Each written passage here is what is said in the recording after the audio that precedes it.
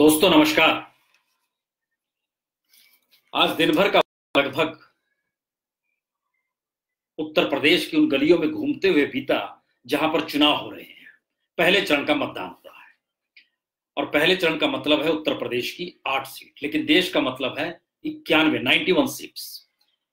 बहुत जगहों पर गए, कुछ लोगों ने पर्चे भी दिए, कुछ लोगों ने जानकारी भी दी और इसके अलावा देश के अलग अलग हिस्सों में, खासतौर से बिहार, महाराष्ट्र, उत्तराखंड, बंगाल, असम और छत्तीसगढ़, इन जगहों पर हमने, और उड़ीसा में भी, इन जगहों पर जो हमारे पत्रकार साथी हैं, हमने उनसे बातचीत की और जानकारी चाहिए कि दरअसल जो चुनाव हो रहा है उसकी दिशा क्या है। पहले चरण का मतदान है, जाहिर है इसका एक अपना महत्व है।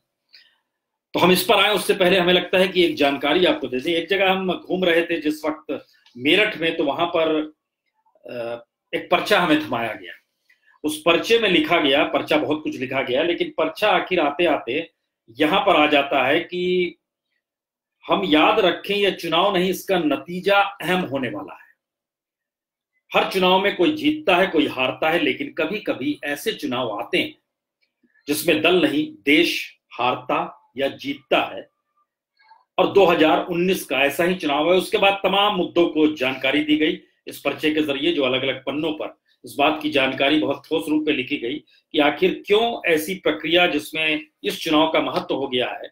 इसमें जिक्र लोकतांत्रिक पहलुओं का किया गया है, संविधान का किया गया।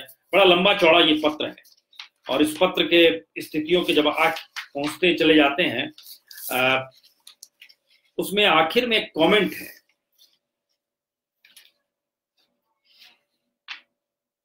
इसीलिए देश नहीं, इसीलिए दल नहीं देश चुनना है, इसीलिए वे नहीं हम चुनेंगे, इसीलिए चुनाव नहीं चयन करेंगे, इसीलिए पुराना नहीं कुछ नया चुनेंगे।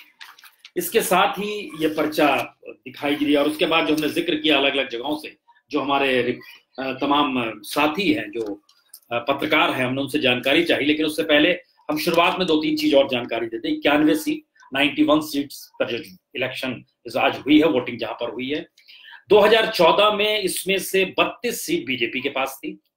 आप जानते ही होंगे कांग्रेस के पास सिर्फ 7 सीट थी। 52 सीट अन्य दलों के पास थी। वो अन्य दल वह भी हैं जो कि जो एनडीए में शामिल हो गए, उसमें वह भी है।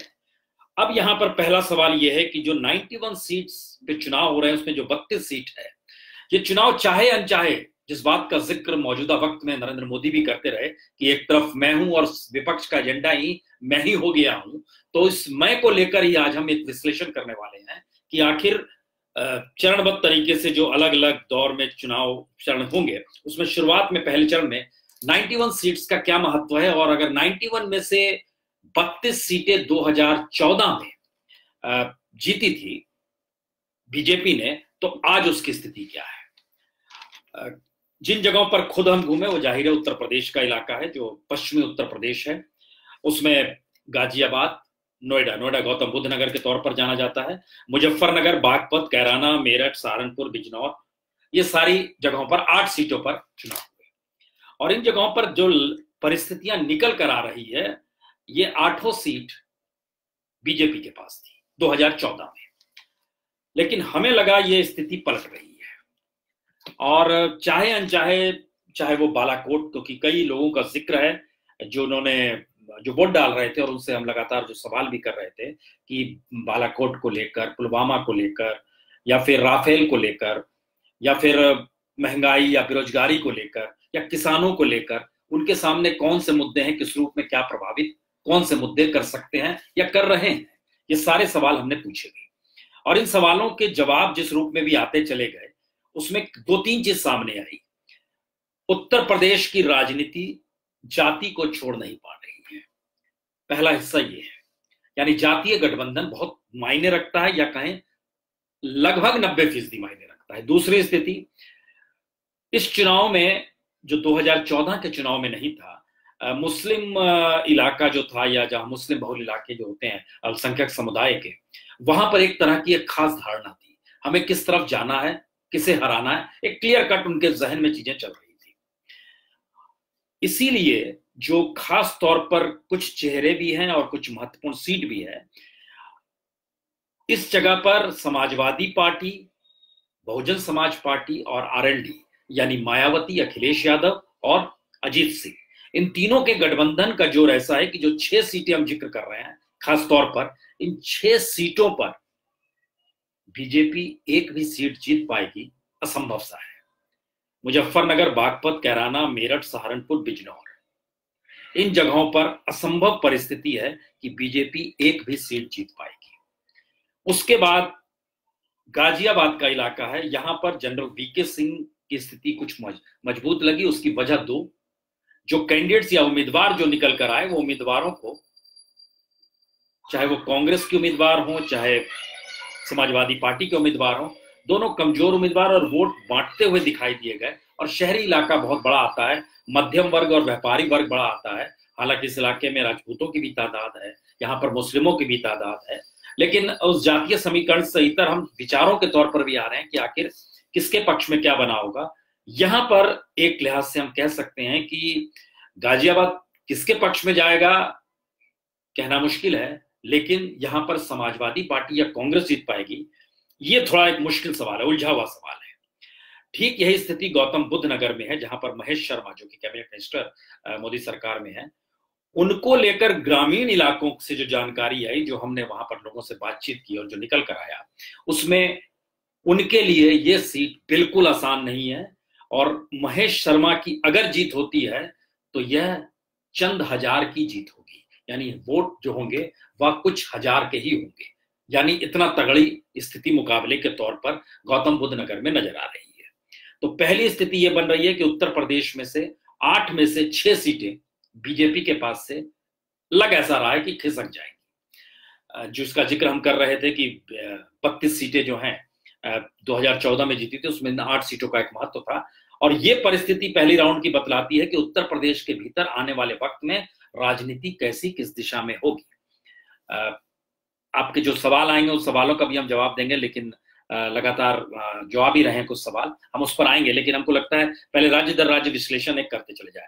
दूसरी स्थिति बिहार की बड़ी महत्वपूर्ण है।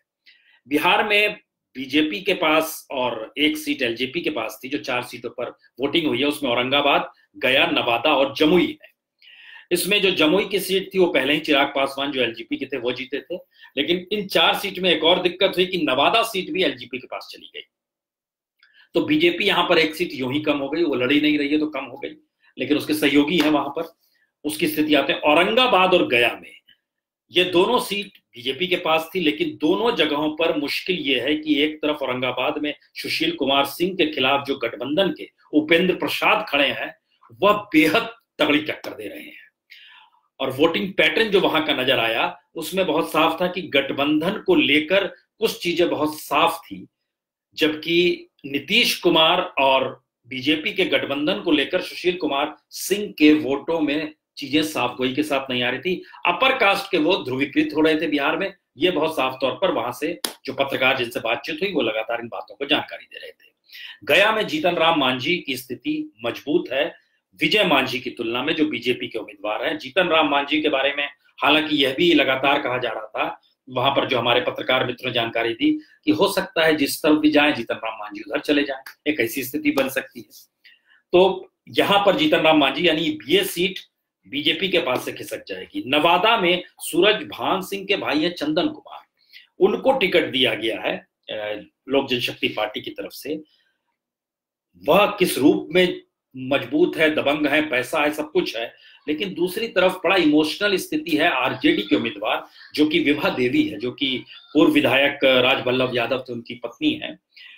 उनकी पहुंच और पकड़ जिस रूप में रही, नवादा इसलिए महत्वपूर्ण है क्योंकि यहां से गिरिराज सिंह छोड़कर सीट चले गए, उनको हटाया गया और एलजेपी को दिया गया। इन दोनों की आपस की कशमकश का नतीजा यह हुआ है कि कहीं ना कहीं आरजेडी के उम्मीदवार विभा देवी की स्थिति मजबूत भी नजर आ रही है। तत्काल की जानकारी जो हमने पूछी किसका पक्ष भारी होगा, उनका कहना मुश्किल है, लेकिन यह कहा जा सकता है कि एलजेपी के लिए यह बेहद मुश्किल सीट है। जमुई की चिराग पासवान, जहां पर प्रधानमंत्री मोदी ने रैली भी की, उसको लेकर था, वहां पर उनके खिलाफ भूदेव चौधरी है जो गठबंधन के उम्मीदवार है। लेकिन चिराग पासवान की स्थिति मजबूत दिखाई दी, युवा भी होने की वजह से और बाकी ताकत की वजह से भी और विरासत को संभालने की परिस्थितियों के लिहाज से भी, और प्रधानमंत्री खुद वहां पर गए, तो चिराग पासवान की स्थिति वहां पर जरूर मजबूत नजर आ रही है। लेकिन बिहार का मैसेज ये है कि यहां पर 2 सीटें कम भी हो रही है, जो 4 सीटों पर चुनाव था।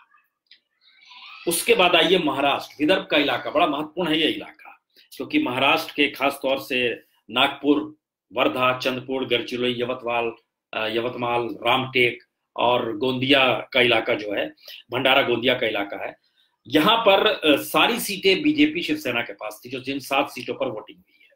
लेकिन महत्वपूर्ण क्या है, इन 7 सीटों में से एक जगह जो नाना पटोले जो लड़ रहे थे, पिछले 2014 में लड़े थे, वह चूंकि बीजेपी छोड़ चुके थे मोदी से किसान के मुद्दे पर टकराने के बाद, और वो नागपुर से लड़ रहे थे और उपचुनाव में एनसीपी की जीत हुई थी। महत्वपूर्ण यह है कि भंडारा गोंदिया में एनसीपी का वर्चस्व बरकरार है। प्रफुल्ल पटेल की भी कॉन्स्टिट्यूंसी के तौर पर पहचान है और नाना पटोले वहां से निकले, और जिन किसानों के मुद्दों को लेकर उस पूरे इलाके में एक बड़ा इशू है कि बीजेपी के साथ जाया जाए या ना जाया जाए, ये सारी चीजें हैं। तो कहीं ना कहीं भंडारा गोंदिया एक सीट है जो एनसीपी के पक्ष में जा रही है।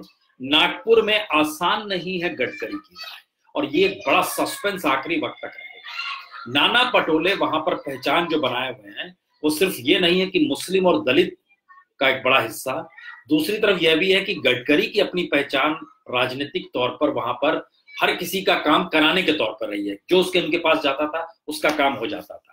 उस शहर में डेवलपमेंट के नाम पर बहुत कुछ हुआ है। देवेंद्र फडणवीस भी नागपुर से आते हैं, उन्होंने भी आज वहां पर वोट डाला।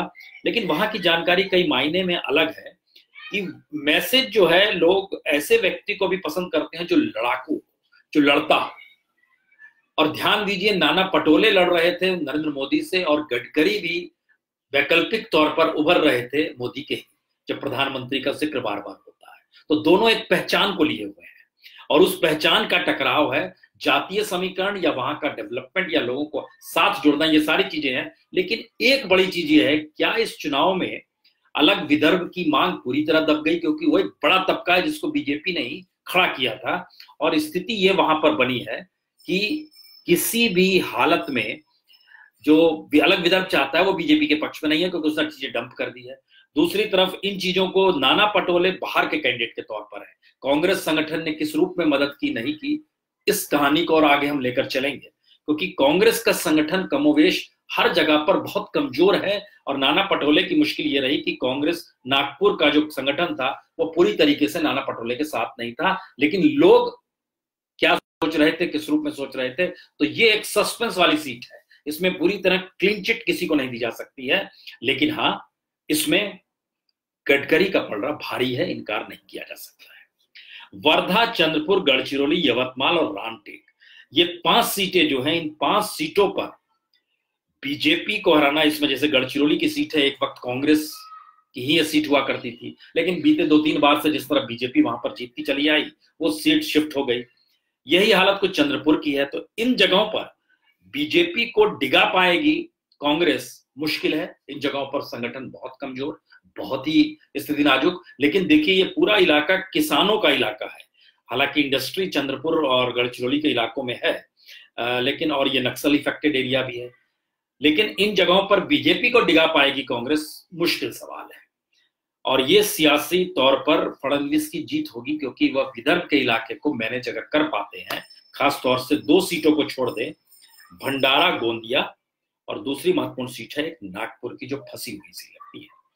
इसके अलावा बाकी जगहों पर बहुत मुश्किल होनी नहीं चाहिए बीजेपी को, जो जानकारी वहां से निकल कर आई। तो यहां पर 2 सीटों का मार्जिन रखकर चलिए, यानी 6 सीट उत्तर प्रदेश में, 2 सीट बिहार में, 2 सीट महाराष्ट्र में, 10 सीट हो गई, जो कि 32 सीट से माइनस अभी हो रही है। उत्तराखंड में आइए, उत्तराखंड की 5 सीटों पर वोटिंग हो रही है। हरिद्वार, नैनीताल, अल्मोड़ा, गढ़वाल, टिहरी, गढ़वाल का जो इलाका है 5वीं। इसमें सिर्फ 1 सीट ही ऐसी है जहां पर हरीश रावत चुनाव लड़ रहे हैं। हरीश रावत की स्थिति मजबूत दिखाई दी। जब हमने अपने सहयोगी से बात किया वहां पर, तो उन्होंने बोला कि हरीश रावत चीजों को मैनेज करना जानते हैं, लेकिन मुश्किल उनकी ये है, अगर वो हारेंगे तो वहां पर जो कांग्रेस की ही कैंडिडेट है, कांग्रेस की जो पार्टी की मेंबर है इंदिरा जो है, उनका और आपस में जो टकराव है वह उनको, यानी कांग्रेस ही कांग्रेस को हरा सकती है। बाकी जगहों पर मुश्किल है, वहां पर आप बीजेपी को छू नहीं सकते हैं। तो 5 की 5 सीट उत्तराखंड में हो सकता है, बीजेपी के पास बरकरार रहे। लेकिन एक सीट जो रावत जहां नैनीताल से लड़ रहे हैं, वह सीट थोड़ी डामाडोल है, उसको माइनस किया जाए प्लस किया जाए, ये हम अभी स्थिति में नहीं है कि बता पाए, क्योंकि कुछ क्लियर कट चीजें निकल कर नहीं है। बंगाल की 2 सीट कूच बिहार और अलीपुर बड़ा महत्वपूर्ण है, यहां पर ममता बनर्जी को छुपाना बहुत मुश्किल है। लेकिन बहुत इंटरेस्टिंग ये है कि कूच बिहार में तृणमूल कांग्रेस यानी ममता बनर्जी ने फॉरवर्ड ब्लॉक के पूर्व नेता को उतार दिया और बीजेपी ने टीएमसी के पूर्व नेता को उतार दिया उम्मीदवार के तौर पर। लेकिन बीजेपी कहीं दौड़ में बंगाल में आपको नजर नहीं आएगी, क्योंकि बंगाल का मिजाज जिस वामपंथी सोच के साथ चलता है, उसमें ममता बनर्जी ने खुद को तो वामपंथीकरण कर लिया, लेकिन कांग्रेस उस दिशा में अब मजदूरों का सवाल, किसानों का सवाल, न्याय का सवाल, पैसा देंगे किसानों के हक में और मजदूरों का जिक्र करते हुए वह वामपंथी फिलॉसफी को जरूर अपना रही है। तो कांग्रेस कहीं टक्कर कुछ सीटों पर देती हुई नजर आपको आने वाले वक्त में बंगाल में नजर जरूर आएगी, लेकिन अलीपुर और कूच बिहार में ममता बनर्जी यानी टीएमसी की जीत को आप रोक नहीं सकते हैं।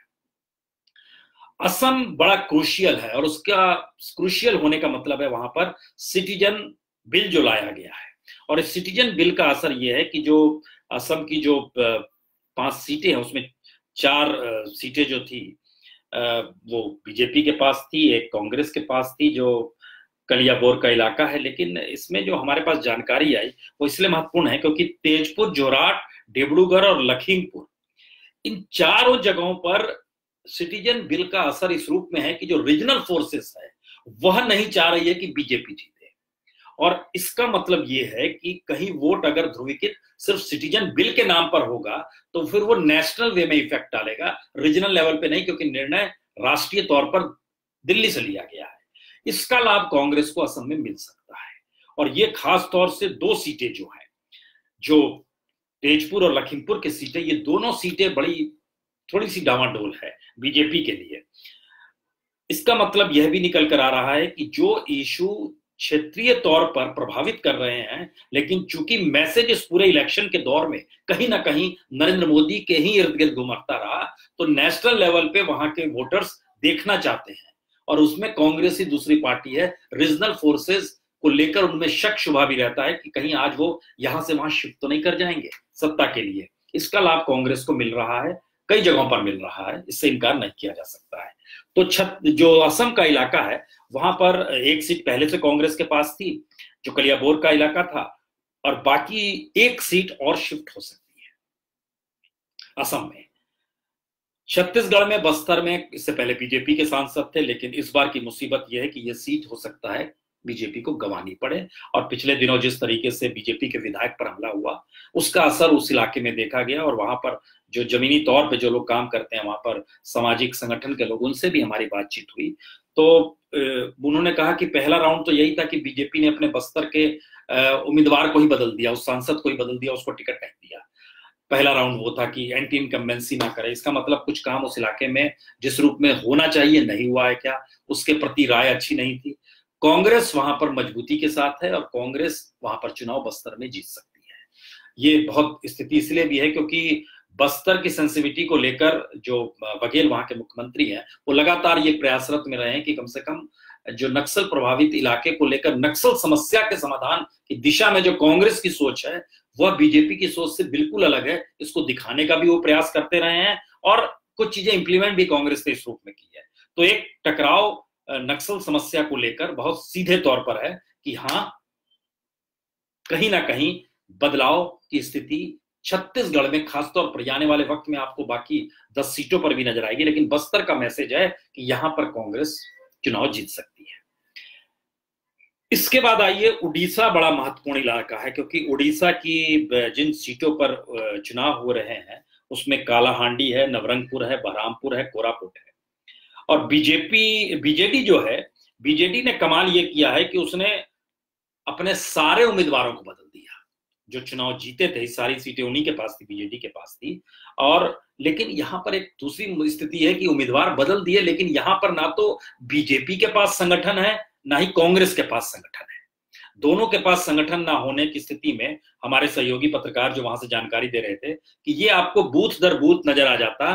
बीजेपी का बूथ मैनेजमेंट कुछ जगहों पर ठीक था, लेकिन संगठन और कार्यकर्ताओं का फैलाव उस रूप में वहां पर है नहीं। और कौन सा नेता पहचान के तौर पर उड़ीसा में होगा, ये एक बहुत भारी संकट बीजेपी के पास है। क्योंकि धर्मेंद्र प्रधान की स्थिति उड़ीसा के बीच में कैसी है, तो वह कोई चुनाव जीते नहीं है आज तक।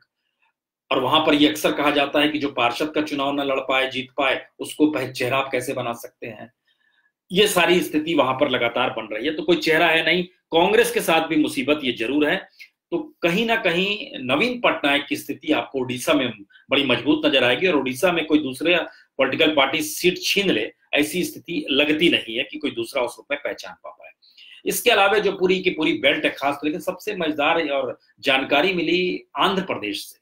आंध्र प्रदेश में टीडीपी को, यानी चंद्रबाबू नायडू को वाईएसआर बहुत जबरदस्त चुनौती दे रहे हैं। और न सिर्फ विधानसभा चुनाव में, बल्कि सांसद के उसमें भी, यानी लोकसभा चुनाव के मद्देनजर भी जो वोटिंग है, वहां पर आपको चौंकाने वाली स्थिति मिल सकती है वाईएसआर की जीत के साथ। ये जीत किस रूप में कैसे होगी ये कहना मुश्किल है, लेकिन बड़ी चुनौती के तौर पर मौजूदगी इस वक्त है। तेलंगाना की एक सीट पर बीजेपी जीती थी, लेकिन वो सीट गंवा देगी, ये बहुत साफ तौर पर निकल कर आ रहा है। यानी जो पैटर्न नजर आया है पूरे चुनाव के समय में, कुछ डॉक्यूमेंट्स भी हमारे पास आए हैं, जिन डॉक्यूमेंट्स का हम जिक्र कर रहे थे कि इन डॉक्यूमेंट्स के जरिए जरा समझने की कोशिश की जाए। इस डॉक्यूमेंट में क्या है कि शिवसेना जो थी वह इससे पहले जो जिन जगहों पर चुनाव हो रहे हैं वहां 2 सीटों पर जीती थी, और बीजेपी 32 सीटों पर जीती थी। शिवसेना उसकी सहयोगी है। लेकिन महत्वपूर्ण क्या है कि बीजेपी 32 सीटों पर जीती थी और 6 सीटों पर दूसरी पोजीशन पर रही थी, जो 2014 के चुनाव हुए थे। यानी उसकी स्थिति इस बार घट रही है, आधी सीटों पर आ रही है, जो 16 सीट तक आ रही है। यानी 32 से घटकर 15-16 पर बीजेपी आकर फंस जाएगी। और उसमें सबसे बड़ा झटका उत्तर प्रदेश, वह भी पश्चिमी उत्तर प्रदेश में बीजेपी को लगने वाला है। कम से कम 6 सीट का झटका बहुत साफ तौर पर लगेगा। दूसरी तरफ कांग्रेस की स्थिति है कि कांग्रेस 2014 में जीती तो सिर्फ 7 सीट थी, लेकिन 41 सीट ऐसी थी जहां पर वह नंबर 2 पर थी। और ये सिचुएशन कितनी अनुकूल कांग्रेस कर पाएगी या कर पा रही है क्षेत्रीय पार्टियों की तुलना में, ये मैसेज बहुत साफ है कि कांग्रेस को एक बड़ा लाभ इस 91 सीट में नजर आएगा आपको। लेकिन जो क्षेत्रीय पार्टियों के तौर पर जिसका जिक्र हम आपसे कर रहे हैं, उस क्षेत्रीय पार्टियों की पहचान लिए हुए बीजेडी 4 सीट पर जीती थी, वो 4 सीट बरकरार रहेगी। वाईएसआर 9 सीट पर जीते थे और 17 सीटों पर वो दूसरे नंबर पर रहे थे, जबकि टीडीपी 16 सीट जीती थी और 8 सीट पर दूसरे नंबर पर रही थी। ये सिचुएशन हो सकता है कुछ पलटती हुई नजर आए, ये स्थिति।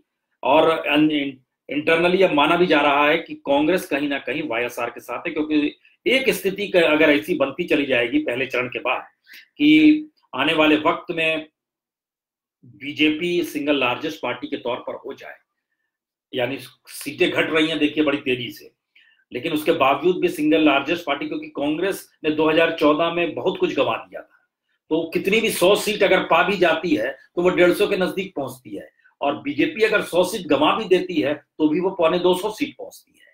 ये सिचुएशन बनाती है कि सिंगल लार्जेस्ट पार्टी के साथ कौन कौन सटेगा। और उसमें बार बार चंद्रबाबू नायडू का जिक्र इसलिए आता है क्योंकि वाजपेयी सरकार के दौर पे चंद्रबाबू नायडू साथ थे, ममता बनर्जी हाँ नहीं करते हुए साथ थी, हर कोई जानता है, नवीन पटनायक भी साथ में खड़े थे। तो क्या ऐसी सिचुएशन आ सकती है, बड़ी ट्रिकी सिचुएशन है, जो पहला चरण का मैसेज निकल कर आ रहा है कि क्या बीजेपी उस दिशा में जा सकती है जहां पर उसके पास एक स्थिति ऐसी निकल कर आए कि वह, चूंकि मोदी की प्राइम मिनिस्टरशिप में चंद्रबाबू नायडू एक्सेप्ट करेंगे नहीं, इम्पॉसिबल है, ममता करेगी इम्पॉसिबल है, नवीन पटनायक करेंगे, काफी कुछ वो परिस्थितियों को देखेंगे कि उनकी बार्गेनिंग पावर बढ़ जाएगी या वो जो चाहते हैं वो मिल जाएगा या नहीं मिलेगा, इस स्थिति में रहेंगे। लेकिन एक चीज बहुत खास थी जो खास तौर से पश्चिमी उत्तर प्रदेश में घूमते हुए नजर आई और समझते हुए नजर आई। सबका कहना था कि इस चुनाव में 2019 के चुनाव के बाद आपको नजर नरेंद्र मोदी पर नहीं अमित शाह पर रखनी होगी। अमित शाह चुनाव इसलिए लड़ रहे हैं क्योंकि अब वो स्टेक बताना चाहते हैं कि हम किसी भी हालत में दूसरे नंबर पर हैं, और अब जब वह चुनाव अगर सत्ता में बनती है, सरकार बन जाती है बीजेपी की, तो जाहिर उनके पास एक अहम मंत्रालय होगा। यानी पार्टी को चलाने के दौर में वह जिस तरीके से इंस्टीट्यूशन के लीडरान से संपर्क साधते थे और निर्देश देते थे, जिसकी जानकारी बार बार निकल कर आती रही कि कभी वो सीबीआई वाले से बातचीत हो रही है, कभी ईडी वाले से बातचीत हो रही है, तो उसमें एक मुश्किल थी कि पार्टी प्रेसिडेंट है आप, आपके पास ऑथेंटिक पावर नहीं है। लेकिन यह स्थिति लोकसभा चुनाव के बाद अगर वो मंत्री तौर पर आ जाते हैं, और ये भी बड़ी शानदार बहस का हिस्सा था कि अगला बीजेपी का अध्यक्ष कौन होगा। ये बहस होनी नहीं चाहिए थी, लेकिन ये बहस निकल कर आ रही थी कि अगला अध्यक्ष, क्योंकि अमित शाह जब लोकसभा पहुंच जाएंगे तो अगला अध्यक्ष कौन होगा, और उसमें बड़ी क्लियर राय दो थी, बड़ा महत्वपूर्ण है ये। एक राय थी किसी भी हालत में गडकरी नहीं होंगे, किसी भी हालत में राजनाथ सिंह नहीं होंगे। सबसे करीबियों में नाम एक जेपी नड्डा का निकल कर आ रहा था। ये उस चुनाव की प्रक्रिया से थोड़ा हटकर है जिन बातों का हम आपसे जिक्र कर रहे हैं। लेकिन एक और स्थिति थी, अगर गठबंधन की ताकत उत्तर प्रदेश में इतनी प्रबल है जो शुरुआती दौर में नजर आ रही है, 2 सीटों को छोड़कर गाजियाबाद और नोएडा की सीट, नोएडा में टक्कर जबरदस्त है, इससे इनकार नहीं कर सकते हैं। हो सकता है महेश शर्मा हार भी जाए, लेकिन गाजियाबाद में बड़ी तादाद में यहां पर वोटों का बंटना और वीके सिंह के पक्ष में आना, ये सारी परिस्थितियां हैं, नजर आ रही है।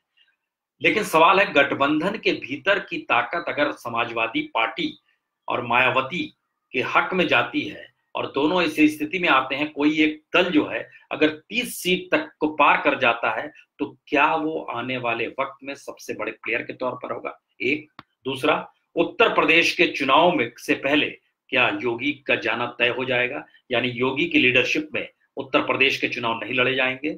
तीसरा, और अगर मंदिर को लेकर गठबंधन वर्क करने लगे या फिर जो नई सरकार किसी रूप में गठबंधन के तौर पर निकल कर आए, केंद्र में भी हंग पार्लियामेंट की स्थिति में, और मंदिर के समाधान की दिशा में ये बढ़ जाते हैं, तो उससे क्या बीजेपी का स्टेक कम हो जाएगा?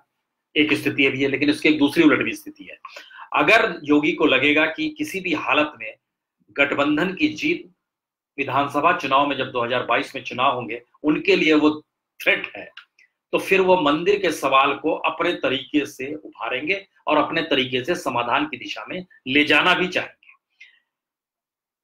ये एक बहस का हिस्सा था जो इस पूरे इलाके में है, और जो लगातार इस बात को बहस चल रही थी कि मुस्लिम वोट और मुस्लिमों को लेकर जो तमाम सवाल जवाब चल रहे थे, हमें लगता है एक बात पे सबकी सहमति थी, मुस्लिम और दलितों का एक बड़ा हिस्सा ये मानकर चल रहा है किसी भी हालत में, और चंद्रशेखर आजाद जो है, जो कि एक टकराव की स्थिति में मायावती के साथ रहे, उनसे भी जो संवाद हुआ, उन्होंने भी एक मैसेज बहुत साफ तौर पर दिया कि मायावती हमारी लीडर है। जबकि टकराव दोनों में जो था, तो दोनों एक दूसरे को लीडर नहीं मान रहे थे, और मायावती ने तो चंद्रशेखर को पूरी तरह खारिज कर दिया था। चंद्रशेखर से मिलने प्रियंका कैसे अस्पताल पहुंच गई थी, ये हर कोई जानता है। लेकिन एक चीज हर किसी को, दलितों को भी समझ में आ रही है, या मैसेज उनके भीतर अब ये दिया जा रहा है कि आपको बंटना नहीं है। जिस तरीके से मुस्लिम के भीतर एक सवाल था, बंटना नहीं है, तो ये खतरे की घंटी बीजेपी के लिए समूचे उत्तर प्रदेश में नजर आएगी, और ये खतरे की घंटी इतनी बड़ी हो सकती है कि बीजेपी के सामने एक संकट का सवाल हो, और देश के लिए, गठबंधन के लिए एक मैसेज भी हो, और कांग्रेस के लिए एक सीख भी हो कि उसे किस रूप में अपनी जमीन को खड़ा करना है आने वाले वक्त में राजनीति के लिए। क्योंकि कांग्रेस के भीतर के सवाल जो निकलकर यह भी आ रहे थे कि किसी भी हालत में कांग्रेस अपनी जमीन को अब खोना नहीं चाहती है, चाहे वो छत्रप ही क्यों ना हो, और कांग्रेस ने इसीलिए कमोवेश उत्तर प्रदेश में अपने तमाम जगहों पर अपने उम्मीदवारों को उतारा है। लेकिन बिहार का मैसेज उसमें से निकल कर आ रहा है। बिहार में चाहे बार्गेनिंग पावर के साथ कांग्रेस को सीटें मिल गई, जितना वो चाहती थी उसके नजदीक तक पहुंच गई, लेकिन वहां का गठबंधन भी थ्रेट है बीजेपी और नीतीश के गठबंधन को बहुत साफ तौर पर। और ये नजर बिहार के जो सीटों पर नजर आया, उसमें खास तौर से ये दोनों औरंगाबाद और गया की सीट पर खुलकर नजर आया। नवादा और जमुई एलजेपी के पास है। एलजेपी के लिए ये दौर में जो मैसेज समझ में आया, अगर स्थिति बिगड़ेगी तो हो सकता है चिराग पासवान के लिए भी संकट खड़ा हो जाए। हालांकि वहां पर उनके लिए अनुकूल स्थिति थी, लेकिन ये मैसेज है कि रामविलास पासवान की समूची राजनीति जिस तरीके से इधर से उधर चलती रही, वो जिन 6 सीटों पर चुनाव लड़ रहे हैं, उन 6 सीटों में से इस बार वह 2 सीट भी जीत जाए तो एक बड़ी बात होगी। ये बहुत साफ तौर पर निकल कर आया। उसमें एक सीट जाहिर है चिराग पासवान की होगी। तो इस पहले चरण के चुनाव का मैसेज बहुत साफ है। 91 सीट में से 2014 में बीजेपी के पास 32 सीट थी, इस बार घटकर वह 15 से 16 सीट पर आ रही है। समाजवादी पार्टी और बीएसपी की पकड़ और आरएलडी की पकड़ के गठबंधन ने मैसेज दिया है उत्तर प्रदेश की राजनीति के लिए, गठबंधन चलेगा। ये पहला मैसेज है। दूसरा मैसेज कांग्रेस के लिए है कि कांग्रेस को गठबंधन के साथ ना जुटने का वजह क्या, ये जो पश्चिमी उत्तर प्रदेश में नजर आ रहा है, क्या यह धीरे धीरे पूर्व तक चला जाएगा, जो जहां पर प्रियंका गांधी अपने इस समय चीजों को देख रही है। ये मैसेज है। और तीसरी स्थिति ये है कि बहस अगर पहले चरण से इस बात को लेकर शुरू हो गई कि 60% मतदान के इर्द गिर्द ही कमोवेश सारी प्रक्रिया रही है, हर क्षेत्र में चलते चले जाइएगा तो 60% के इर्द गिर्द ही रही है। उससे ज्यादा वोटिंग कुछ जगहों पर जरूर हुई है, लेकिन एक 60% यानी पहला राउंड जो है वो 60% प्लस का आ रहा है। ये मैसेज दिखलाता है कि लोग समझ रहे हैं। और दूसरी स्थिति ये नजर आती है कि लोगों में उत्साह तो है, लेकिन वैचारिक तौर पर टकराव जो है ये बड़ा तीखा हो चला है। ये नजर अलग अलग, खास तौर से जो महाराष्ट्र में हमारे सहयोगी है नागपुर से, उन्होंने एक मैसेज ये दिया हमें कि हो सकता है, उन्होंने कहा कि इसको आप उस विश्लेषण के तौर पे मत रखिएगा, लेकिन हो सकता है कि अगर नागपुर सीट में ध्रुवीकरण नाना पटोले के पक्ष में हो जाए तो फिर ये मानकर चलिए वो सिर्फ दलित और मुस्लिम का नहीं है ध्रुवीकरण, बल्कि ये किसानों का है, और विदर्भ उससे सबसे ज्यादा प्रभावित रहा है। इसलिए ये समझना होगा कि हो सकता है इसका प्रभाव कई सीटों पर पड़ जाए। यह भी एक बड़ी बात है जो देखने को मिलेगी। तो ये एक स्थिति है पहले राउंड के चुनाव को निकलकर जो सामने आई है। जाहिर है चरण दर चरण चुनाव होंगे, लेकिन पहला मैसेज जिस रूप में निकल कर आया है वह आने वाले 2019 के 23 मई के जनादेश को लेकर जो संकेत दे रहा है, वो संकेत शायद अब बीजेपी को कह रहा है कि आपको ऑर्गेनाइजेशनली और ज्यादा बेहतरीन स्थितियों को हर चरण में काम करना होगा। दूसरी स्थिति का मैसेज ये है बहुत साफ तौर पर, गठबंधन और कांग्रेस इन दोनों को अपने अपने अनुकूल परिस्थितियों को समझते हुए अपने उस ऑर्गेनाइजेशन को कैसे बढ़ाना है और वोट ट्रांसफर होने को लेकर जो दुविधा थी वह पश्चिमी उत्तर प्रदेश में नहीं नजर आई।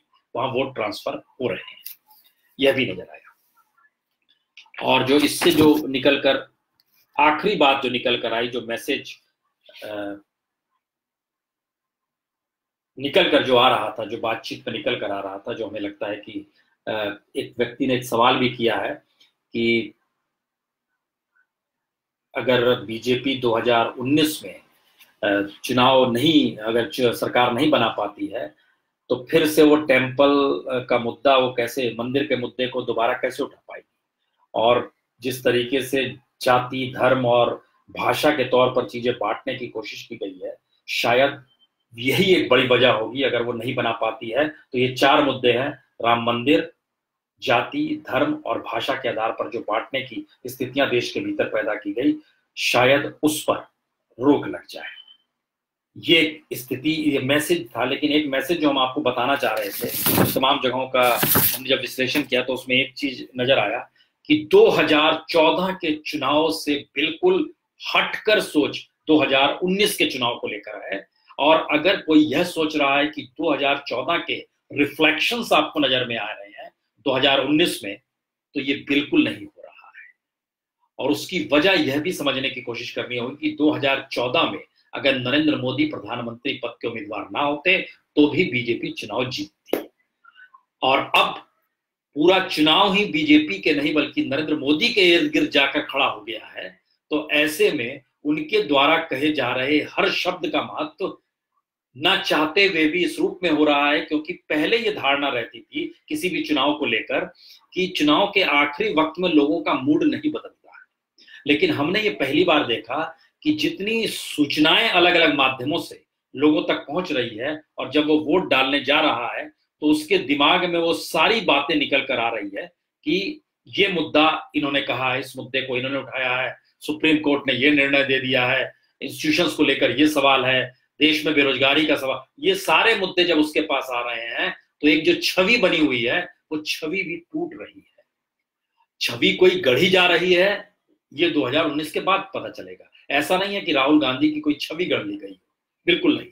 चुनाव पूरी तरह से केंद्रित नरेंद्र मोदी की तरफ है, और कांग्रेस सांगठनिक तौर पर और जमीनी स्तर पर इतनी कमजोर भी नजर आई कि जहां पर उसकी पहुंच पकड़ नहीं नजर आ रही है। लेकिन मैसेज जो निकल कर आया इस पूरे प्रक्रिया में, यह चुनाव नरेंद्र मोदी या बीजेपी की सत्ता और दूसरी तरफ कोई पॉलिटिकल पार्टी नहीं लड़ रही है, बल्कि एक गणित चल रहा है, जो गणित खुद क्रिएट किया गया। बीजेपी जो कि जाति की राजनीति के खिलाफ होती थी, लेकिन उसने अपने जाति को सोशल इंजीनियरिंग का नाम देकर जिस तरीके से गठबंधन करना शुरू किया, उसका लाभ अखिलेश और मायावती दोनों को मिला है, क्योंकि यह मुद्दा बीच में आकर खड़ा हो गया।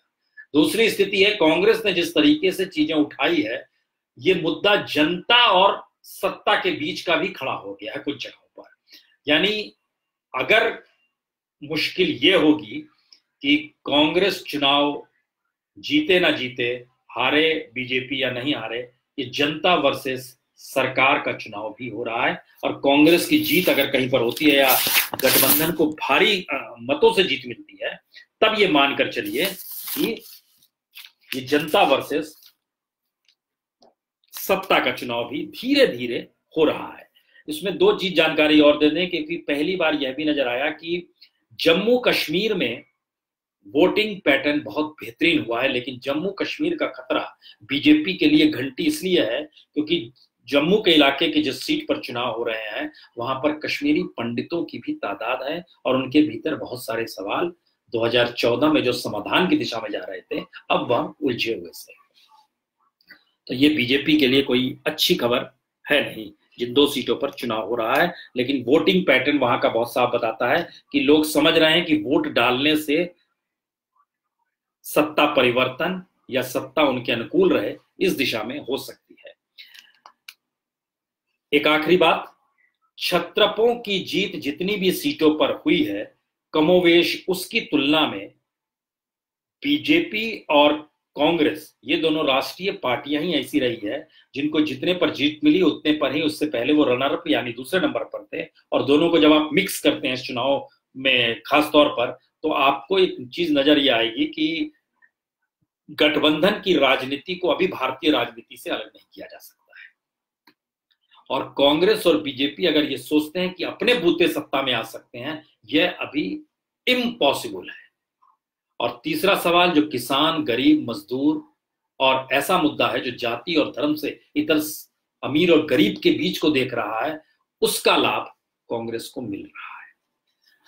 तो बहुत बहुत शुक्रिया। हम लोग कल फिर मिलेंगे आपसे, और इससे बताते हुए कि ये सारी परिस्थितियां जो दिखा रही है वो किसके लिए खतरे की घंटी है। ये शुरुआती घंटी है, और शुरुआती घंटी का मतलब ये होता है कि ये एक मैसेज होता है कि अभी दरवाजा ठक ठक हुआ है, वो कितनी जोर से खुलेगा या उसको फिर से बंद कर दिया जाएगा, ये देखने की बात है।